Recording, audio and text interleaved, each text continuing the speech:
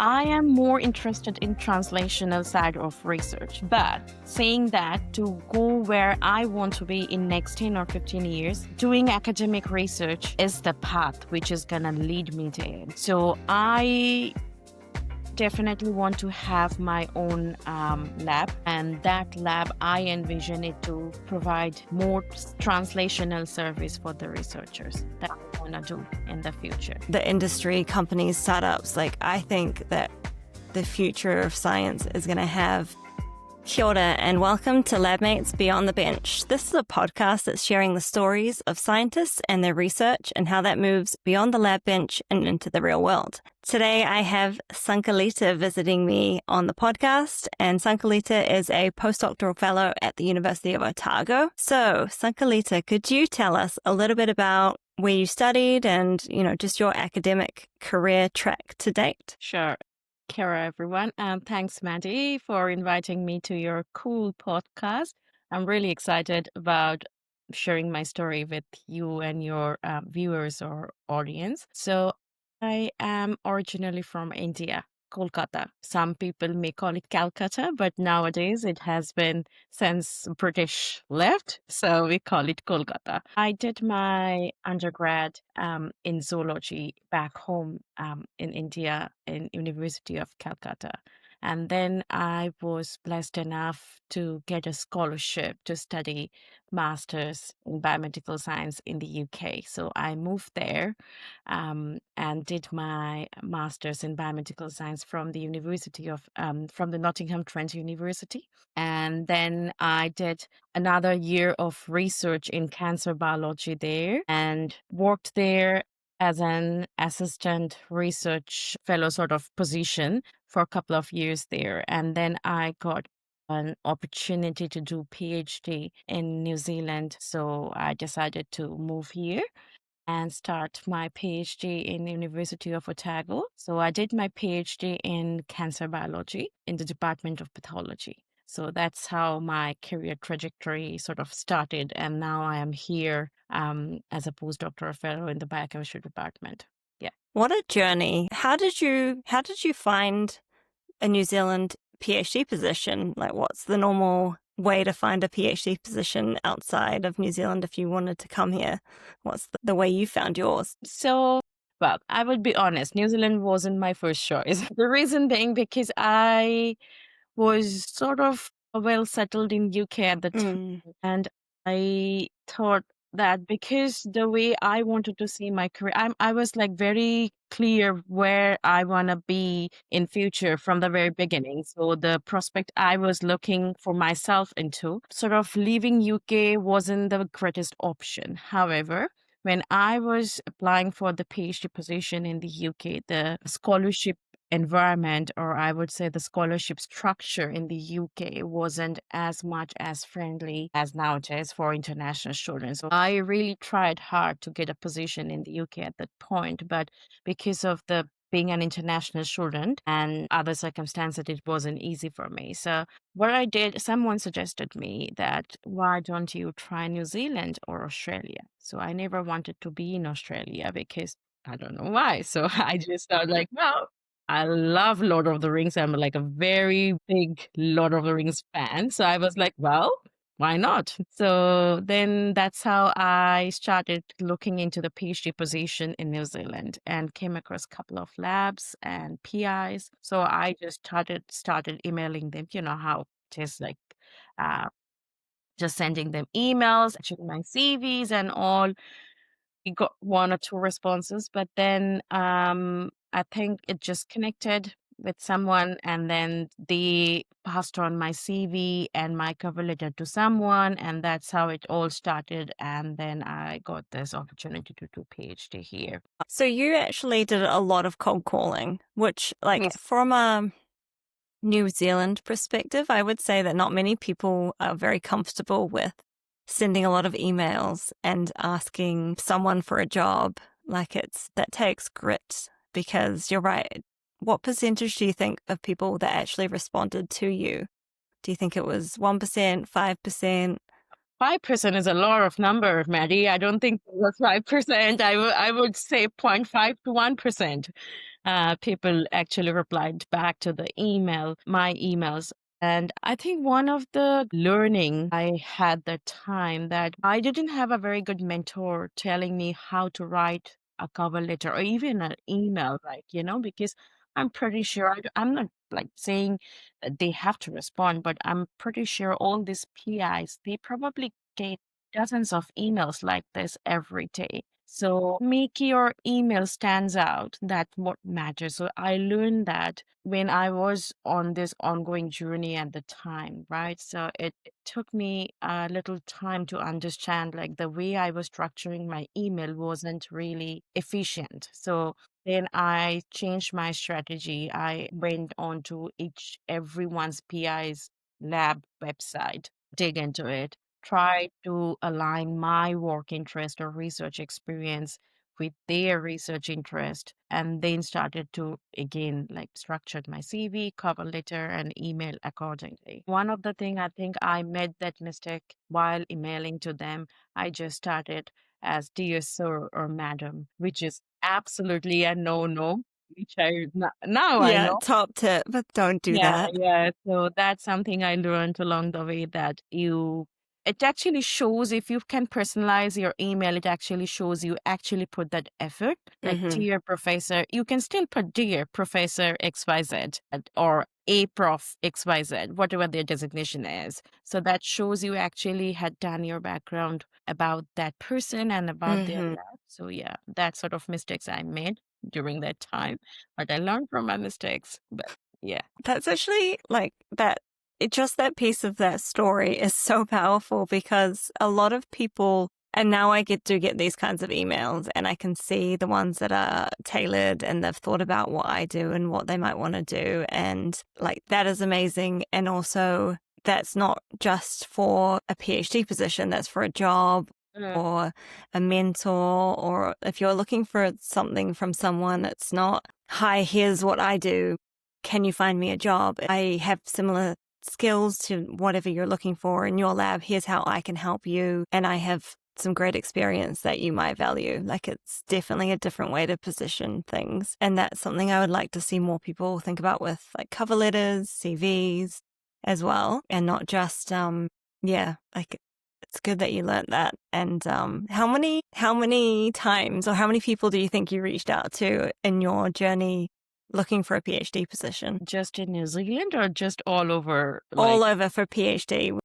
There are a few years you're looking, so yeah. it's actually funny that you ask because couple of weeks ago, probably, I was just having a chat with one of my students regarding this.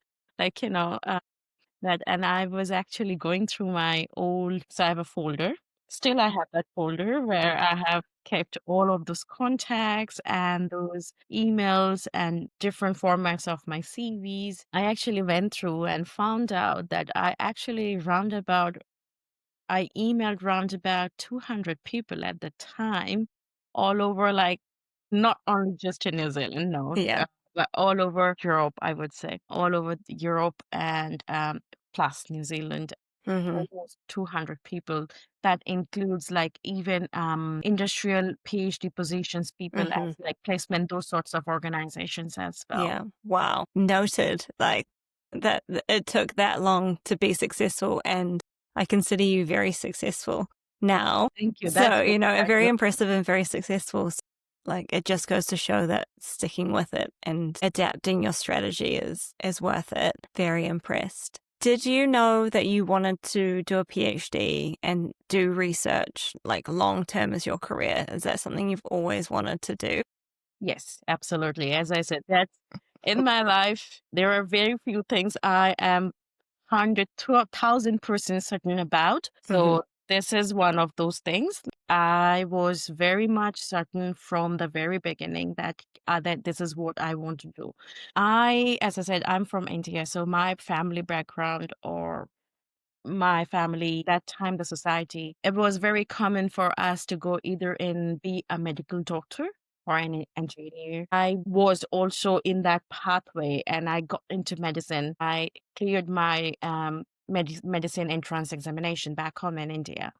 I went for classes for 6 months and then I decided, nope.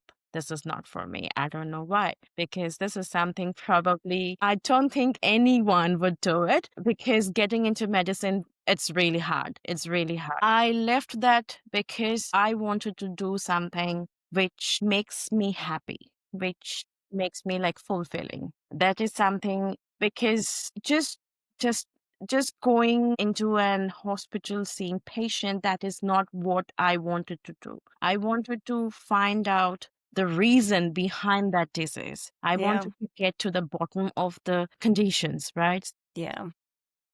Again, I'm an immigrant, right? So probably in this conversation or in this podcast, I will bring a lot of those Yeah. experiences. I think maybe it will help some immigrants like me. Mm-hmm. So back home, it's not easy to be a medical doctor, Yeah. plus doing research. It's not the setup we have. It's not No, the not structure. like here or the UK No, where it's it's like not. the path. Yeah. Exactly. It's not that here you have the opportunity. Mm-hmm. I was actually amazed to see, like, here, when you are studying your medical degree, you have the opportunity to take a break Yeah. and do a year or 2 year of research, and you can actually do MD, PhD together.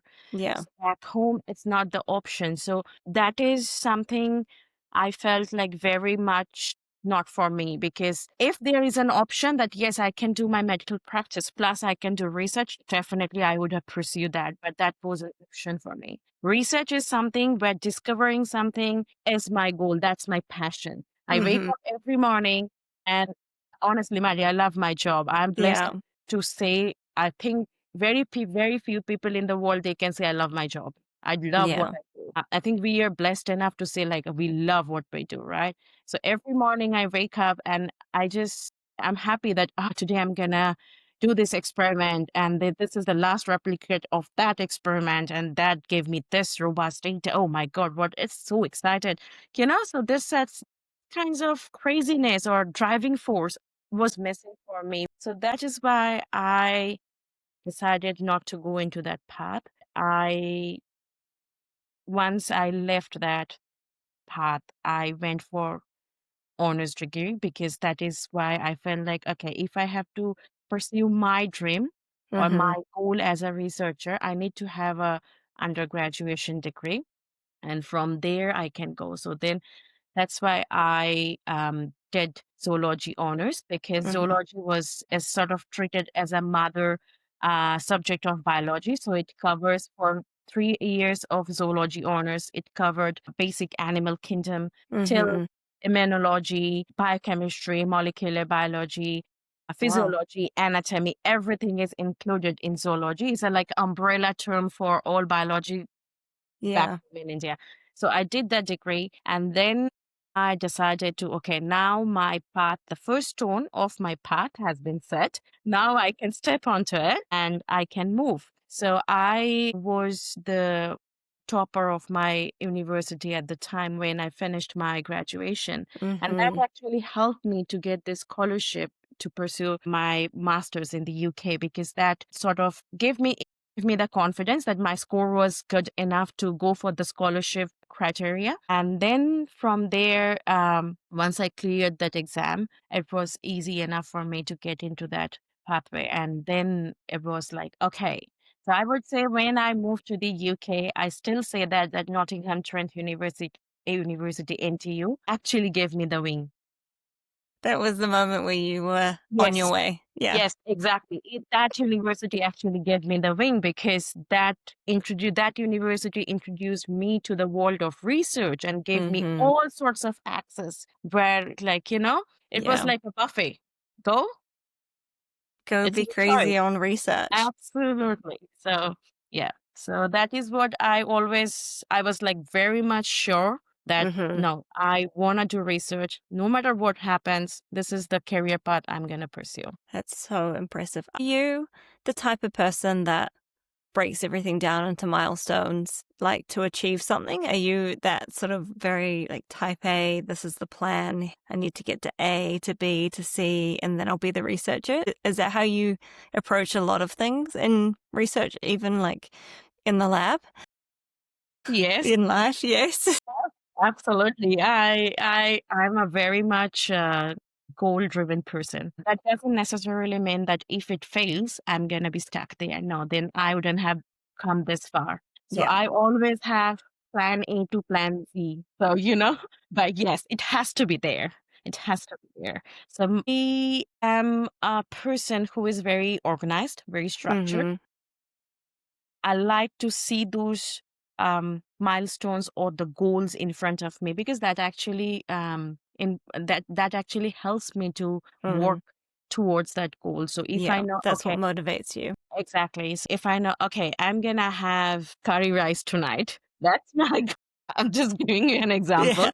I'm that kind of person, right? So I go to the supermarket and I will buy only the ingredients which I need to make the curries for. So I won't get then it's like for me it's like this. So so that's something I know sometimes I'm told that that's by my husband. He's like he's the most You can't deviate. You've got a no, plan. no. He's like, no, but you can, from here, you can actually make your vision like this. Like, it's Yeah. not getting very much distracted. You're still on your path, but you just need to make your horizon a bit broader. I was like, yeah, that I can do. But yeah, no, to answer to your question, Maddie, I'm like a very much goal-driven person. And it helps me to motivate, as you said. So Yeah. I set my goals and work towards it. Yeah. How do you think you do with like lab work in general? Because I feel like that's going to be the elephant in the room. Like lab work doesn't go to plan a lot of the time. Yes. Yes. So what's your, as a very driven milestone person, because this is something I think about.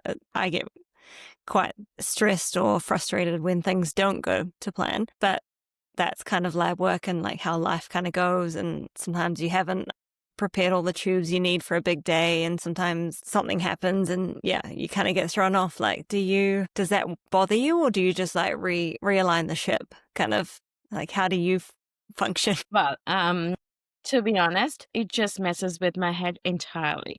Okay. So you are human. But as the time, I think for past couple of years, I would say definitely my PhD journey taught me to grow as a researcher and as a person as well. So I learned over my journey throughout my PhD journey that at the end of the day, it's not the end of the world. So if it doesn't happen now, it will happen eventually. For an example, as I said, I'm down with flu for 2 days. Yeah. I had True. had almost, I think, 30 or 40 samples to send for sequencing, which I had done everything prepped for. So everything was done. I just had to send them for sequencing. I couldn't because I'm at home. So they are sitting there. So it didn't quite go as I planned because that was my plan for this week. I couldn't do it. So it's constantly bugging me. Like, okay, I should have done it. But then I have learned to live with it, Hmm. that, okay, so at the end of the day, it's just a sequencing sample. Can wait. They are sitting in the fridge, so they would be fine. Hmm. I can do it, or I can send them next week. It's not necessarily has to be done now. So it happens. It happens. Used to have a very dramatic effect on me when I was really at the very early stage of my PhD journey. As Hmm. you can imagine, every PhD student when they start, that's oh my God, what's gonna as if like the sky has fallen, the hell has broken loose. But now Yeah. over the time, I think I have learned, and I always tell that to all of my students. Trust me, as of now, you feel like this is the end of the world, but it's not. It's not. That is Yeah. very, very good advice. Yeah. How many years did you do in your PhD then? Because you would have had that mapped out perfectly. Yeah. So, well, so my PhD journey wasn't as smooth as I would have hoped for at the time. I started my PhD journey in actually 2016, but my PhD journey, it actually took quite a long time for me to finish my PhD because of different circumstances. I sort of finished it I officially graduated in 2023 December with my PhD. But my PhD, so technically that took almost 7 years, I guess, Hmm. which is very unusual. But my PhD project was changed 3 times during my PhD journey. So Hmm. it wasn't as smooth as I was hoping it should be. But Yeah.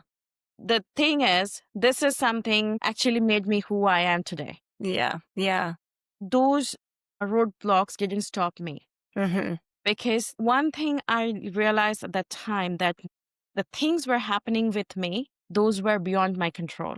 Yeah. None of them, none of the cause for the delay was created by me. Mm-hmm. It was something external was constantly happening. Yeah. And that is why my PhD progress got delayed and delayed and delayed. So it took me a long time to make peace with that situation, Yeah. that this is beyond my control. I cannot control it. The only thing I can do, I'm a very stubborn person. So that's only thing I knew, that I'm gonna make most of the use of my stubbornness, and Mm-hmm. then I will just stick to my path. Yeah. I'm not gonna give up. I will finish it, because not only this is my goal, or this is Mm-hmm. what I think the day I realized what I want to be. I still remember, let me tell you a small story. Sorry, Maddie. Just I love follow a up on the thread. story. Go for Um, it. I still remember when I was in the school, one of my teacher asked me, what do you want to be? Like, what is your aim of your life? Yeah. Everyone said, like, it was like a class discussion Yeah. thing, Yeah. Yeah. answering Those like, always scare me, to be honest. someone was answering like, teacher. I think someone replied pilot, blah, blah, blah. And when it was my turn, when she asked me, I still remember her name. She is from my secondary school. She was my English teacher. And I was like, well, I want to become a good human being. That's my goal. And if time permits, I want to be a scientist. That was my answer. And That was your everyone, answer. yep. And everyone laughed. Everyone laughed. Like, she was like, wait, what? You want to become a human being? I said, yes, Okay. because don't think that I think that's a really big challenge for us nowadays, to become a very Mm. good human being. So that was my goal of life. And if time permits, I want to become a scientist. That was like, You knew what you wanted, but I think that's the most beautiful thing I've heard. If I heard a school student say, I just want to be a good human, and then if time permits, be a scientist as well, I think like your parents must have just been like, I am done. well, but anyway, so yeah, so from that journey till when I wanted to become well, that's the time when I set myself out to become a scientist. Like, I said it out loud. Mm-hmm. And then when my PhD journey started, somehow those things is just coming into my mind, like, okay, this is where I started. You know how you start to weave a basket? Like, that was the first thread of my Yeah. basket. Yeah. And I was like, that time, no, I really need to finish it, because coming from a family, A, I'm an immigrant. B, I'm from a family where I am the first generation who actually came abroad and Mm-hmm. doing higher studies. And in my long list of family members, and even in generational history, I'm the first doctorate in the family. So I took these things very seriously. And for Mm-hmm. me, it was like, okay, it's just not only for me, for my parents, for my husband Yeah. and my in laws, like, it's for my entire family. This is nothing. This is just a roadblock. I will overcome it. So, and by God's grace, I did. And I Mm-hmm. think if I had to rethink about, or if you ask me, like, what do you have done differently at that time, I would definitely say I would have chosen my project very carefully. The Yeah. things I know now, if I would have Mm-hmm. known that Yeah. at that time, things would have been different for me. Mm-hmm. But it wasn't. But that's okay. Such as life. Such is life. I think that's such a powerful story because you are, like, I resonate very similarly with having a plan and always kind of sticking to it, and the way that can throw you off sometimes. But you must have the best advice for the students that come through the lab you're in now, because I've been there. You have so many stories to tell and so many ways where you are aware things can go wrong, but it's all going to be okay. And I think, like, if other students can see that journey, that's super powerful. What about your mentorship and your supervision now? Like, who do you have on your team of mentorship, and how did you find those people, and like, what does that mean for you now? Well, I think universe has seen that I have had my hard time, good share of hard time already. But in this case, I think I am actually fortunate enough. Now I'm in a lab where my I hope I can take her name if it's not too like, or yeah, Yeah, okay. yeah, go for it. Yeah. So it's her name is Louise Bicknell. So Mm-hmm. she leads this rare disorder genetics lab where I'm currently as a postdoc, working as a postdoc. I think she is the most supportive, most wonderful person I have ever seen. She It's just not because I'm in her lab, Yeah. but when I joined her lab, I joined as an assistant research fellow in her lab. So it was towards the end of my PhD when I ran out of my stipend. I didn't have any money and I was on my visa. I was allowed to work actually 40 hours a week. So I sort of she advertised, I applied for the job and Yeah. got the job. So I was working full time plus writing my thesis. So it was like a hell of a job Yeah. that time. That's Um, insane. but I think she's very kind. She's one of the most kindest. I'm using two superlatives because I don't know how else to explain her. She's the most kind person I have ever seen. She actually understood that what I was going through. And she's Mm, like, well, Sankalita, I don't care what time you come in, what time you leave, as long as things are getting done, I'm happy with it. I don't think many people or many bosses, they actually say that. it's rare. That's rare, and She's that a rare actually human. she is, and she's like so at the time I was like, wow, like I was never been treated like this before because of my past experiences in during my PhD journey wasn't I was like, okay, this is something entirely different. So she sees me as a human being. Okay, right. That's good. So she was like, no, I'm happy. I know you are doing your job. I don't care what you do outside your working hours. Mm-hmm. But if you need any Amazing. help, yeah, if you need any help, I am here. Trust me, Maddie, since that date until now, it's not only she criticizes me in a most constructive way. Yep. Whenever I'm like, "Ah, this is new paper. We can do this experiment for that project." And she's like, okay, keeping my wings, come down on the ground. That's just too much. We need to focus. So this is the thing I am constantly learning Hmm. from her, because we can do so much about our project, but you need to be focused, right? Yeah. You cannot be like, okay, we are gonna do this. No, you have to be focused. You just ask the right code questions to finish the project, finish the experiment, get the paper out, done, move Yeah. on. Because in our industry, publishing is the currency. It So is. Yeah. more you publish, more you are rich, right? Yeah. So I think these sorts of things I'm learning, constantly learning from her. She is my mentor. Yeah. I do have another mentor. His name is Dr. Indranil Basak. Mm-hmm. He's also from my department. He's a senior research fellow. He's also sort of so. For me, Louis is like she is more of like, okay, this is this, okay, and Imranil is more of like, well, Sankalita, you know what we can do? You can do this. Like a So dreamer with you. yeah. So I have this, like very truly, I would say I'm truly fortunate and blessed that I have Mm-hmm. this kinds of people as my mentor Yeah. right now. And I do have you, Maddie, as my mentor, whether you agree or not. Uh, Yes. I think we're stuck together. the future plan I have, um, I think majority of that inspiration or the courage, I got it from you because you gave me the opportunity to actually go to the Electrify Aotearoa where I saw the potential of the women and, like how we can build a very strong network. So, Mm-hmm. yeah, so I think in this sort of current situation, I have some good eggs in my basket. I love the way you put that. That is beautiful.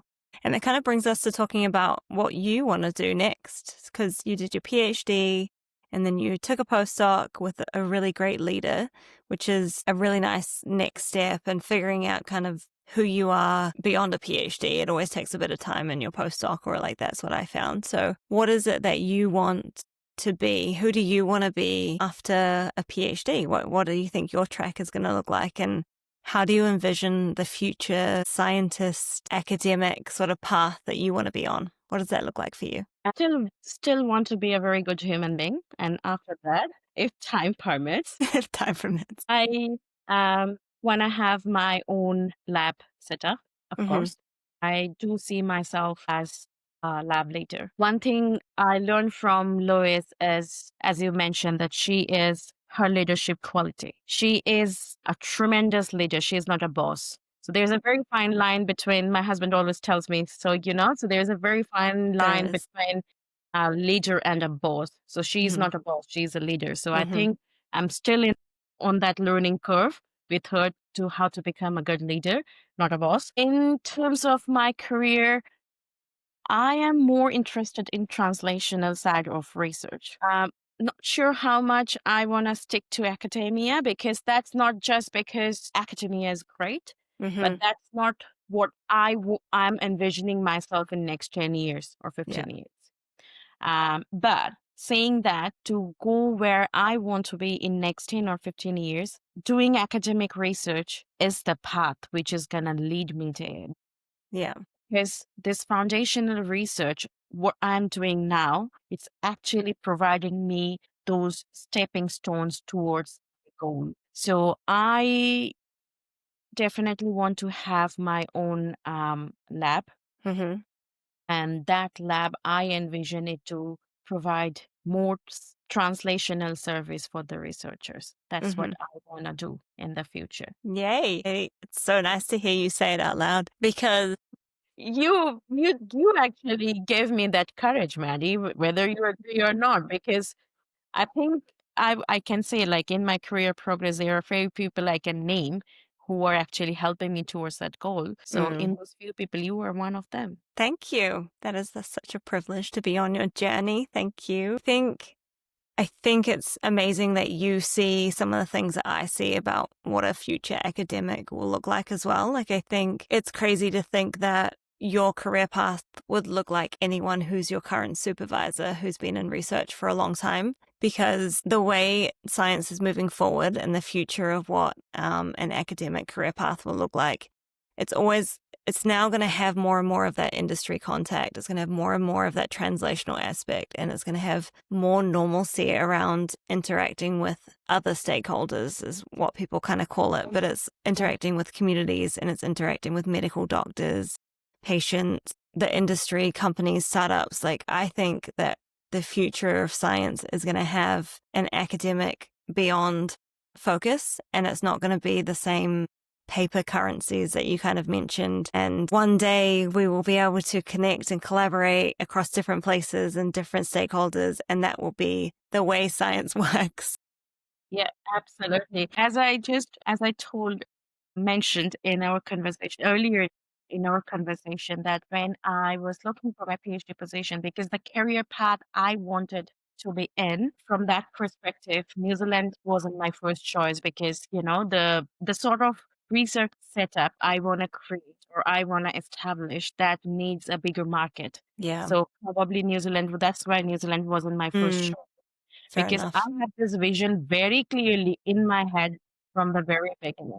Yeah. But, well, I don't know if you are a believer in destiny or not. I am. So probably this was in my destiny. So I'm here, because being a Lord of the Rings fan, like, not. But as you said, I think towards probably next 10 or 15 years, we will be able to, as a science community in New Zealand, will be able to reach that milestone where we can make more collaboration and make more, be more open and get more and more access to the, I would say, outside world, because New Zealand is at the very bottom of the world. So, to Yeah. us, everything is outside world. Yeah. No, I think like it's cool that you share that, like, forward thinking about what science and science careers will look like. And yeah, I hope that more people do envision that, because I think that gives hope to the early career researchers now, that things will look different and that there is space for them. And, because you must be mentoring students, like I'm mentoring students now, and it's the last thing you want is a tired academic saying that they don't want all these students coming and stealing their grants or, whatever it is. You want people to be uplifting them and saying there's a space for you. We want your ideas and your enthusiasm. Yeah. So the science community needs to be encouraging that. Absolutely, because I have been involved in a couple of mentoring programs now, which includes a mentoring program with my old university, NTU, from the UK as well. So I am involved with their women Mm-hmm. program. So like that they are the first generation probably women coming into the university and that sorts of thing. So trying to help other women and others, not just only women, I wouldn't say just women, but more women centered, but more definitely other students as well, helping them. The first question I always ask them that what do you see yourself in research for next 5 years? If they can answer in within a second, then I know they will. But if they, no, so then the conversation goes in different way. Like, what are their likings? Like, so Yeah. I think doing a PhD is a commitment. Yeah. It's like a huge commitment, and it's like people when get into PhD, they think like, oh, it's gonna be just 3 years or 4 years of research, but it's Mm-hmm. not. It's just not only research. It takes your entire personal life, and it's not a It bad does. thing. It's Yeah. not a bad thing because that's how it's structured. Because we are if you are willing to make those sacrifices, then I Yeah. think you are cut out for research, academic research or research. If you Yeah. are not, which is absolutely fine, maybe you can do something else. You are good at something different. So Yeah. I remember one of the student I was talking with, and I asked that student that, why do you want to do research? Like, do you love doing bench work or like. Yeah. So she responded that I am in research because of money. So I was like, well, girl, let me tell you the fact. Let me explain to you. Yeah. So this is something I think people have because people have different perspective Yeah. about research. So yes, if you want to go in industry, there probably a lot of money there. Not Yeah. sure. But if you are very much like, no, I love research, then you need to rethink your entire career trajectory then.